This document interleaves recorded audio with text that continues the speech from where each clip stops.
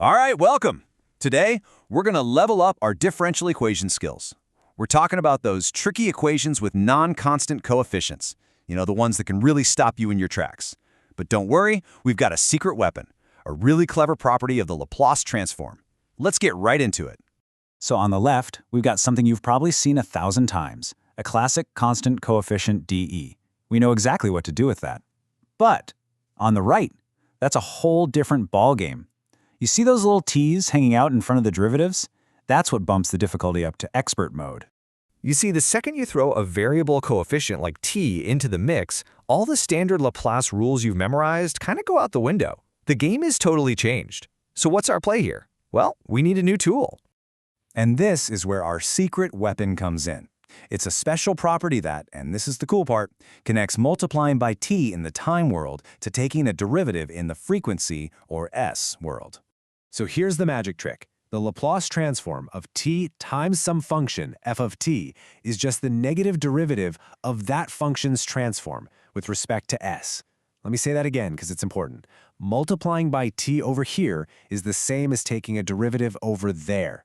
This one idea is the key to this whole thing. Okay, so that's the big question, right? How does this one kind of niche rule help us crack open those really tough differential equations with t's all over them? The best way to see is just do one. We are going to roll up our sleeves and walk through a full example, step by step.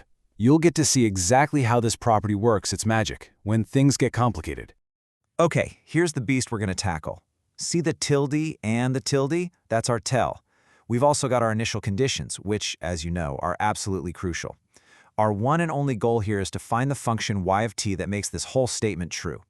So step one is pretty straightforward, at least in theory. We're going to take the Laplace transform of every single piece of this equation. The transform of y becomes capital Y.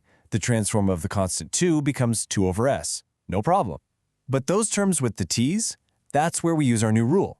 But let's be real, the trickiest part is that thought term. So to make sure we've got this down, let's just zoom in and focus on that one piece. If we can get this right, everything else is just more of the same.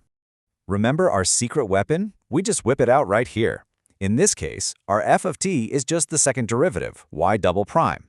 So following the rule, the transform of ty double prime is the negative derivative with respect to s of the transform of y double prime. And this is where it all comes together.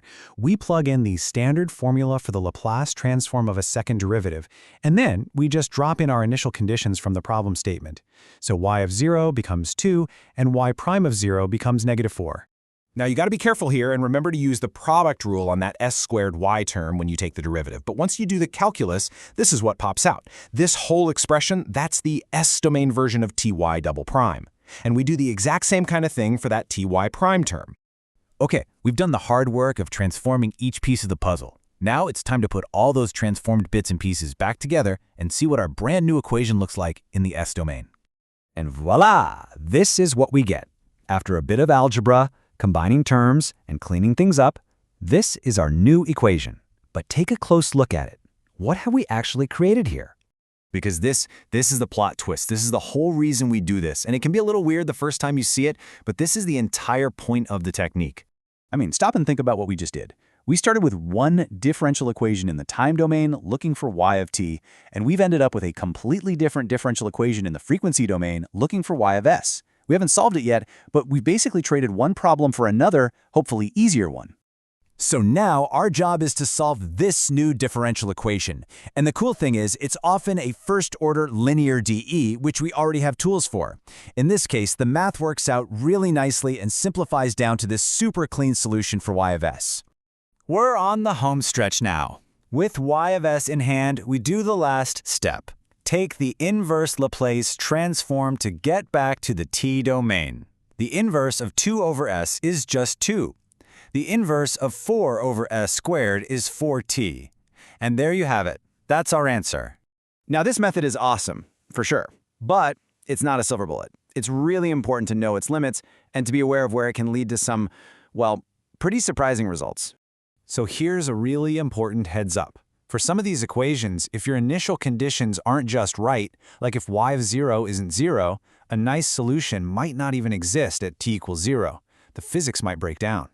And what's cool is that the math will actually show you this. It'll point right to the singularity. But let's look at an even stranger example to really see where things can get weird. We'll take this much simpler problem, it's got the t coefficient, and this time we'll set the initial condition to 0. So, if you go through the whole process again, transforming each part, building the new S-domain dE, and solving it, you actually end up with this incredibly simple result. Y of S just equals S. Easy, right? All we have to do is find the inverse transform of S. Well, not so fast. Here's the kicker. There is no normal function, no f of t that you can draw on a graph whose Laplace transform is just s. The solution exists, but it's not a function in the way we usually think of one. It's what mathematicians call a distribution. In this case, it's the derivative of the Dirac delta function, which is like an infinitely sharp, instantaneous impulse. And that's really the mind-bending thing to leave you with. This technique isn't just a way to solve problems. It's also a window into a much deeper part of mathematics.